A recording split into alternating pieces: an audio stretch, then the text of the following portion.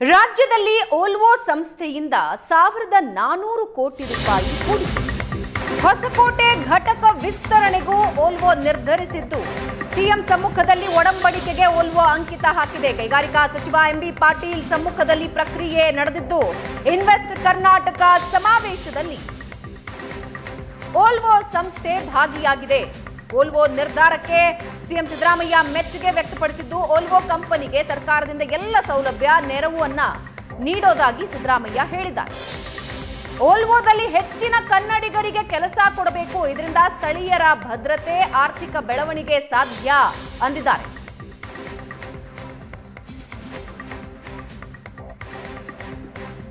Volvo ನಿರ್ಧಾರಕ್ಕೆ CM Siddaramaiah ಮೆಚ್ಚುಗೆ ವ್ಯಕ್ತಪಡಿಸಿದ್ದಾರೆ.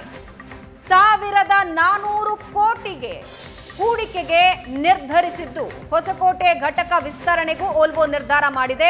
ಸಿಎಂ ಸಮ್ಮುಖದಲ್ಲೇ ಒಡಂಬಡಿಕೆಗೆ ಓಲ್ವೋ ಅಂಕಿತ ಹಾಕಿದೆ. ಕೈಗಾರಿಕಾ ಸಚಿವ ಎಂಬಿ ಪಾಟೀಲ್ ಸಮ್ಮುಖದಲ್ಲಿ ಎಲ್ಲಾ ಪ್ರಕ್ರಿಯೆ ನಡೆದಿದೆ.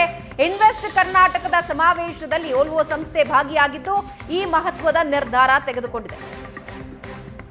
ಸಿದ್ದರಾಮಯ್ಯ ಅವರು ಕೂಡ ಇದರ ಬಗ್ಗೆ ಮೆಚ್ಚುಗೆ ವ್ಯಕ್ತಪಡಿಸಿದ್ದು ಓಲ್ವೋ ಕಂಪನಿಗೆ ಸರ್ಕಾರದಿಂದ ಎಲ್ಲ ಸೌಲಭ್ಯ ನೆರವು ನೀಡಲಾಗುತ್ತೆ, ಆದರೆ ಓಲ್ವೋದಲ್ಲಿ ಹೆಚ್ಚಿನ ಕನ್ನಡಿಗರಿಗೆ ಕೆಲಸ ಕೊಡಬೇಕು, ಇದರಿಂದ ಸ್ಥಳೀಯರ ಭದ್ರತೆ, ಆರ್ಥಿಕ ಬೆಳವಣಿಗೆ ಸಾಧ್ಯ ಅಂತ ಒಡಂಬಡಿಕೆಗೆ ಸಹಿ ಆದ ಮೇಲೆ ಸಿದ್ದರಾಮಯ್ಯ ಹೇಳಿದ್ದಾರೆ.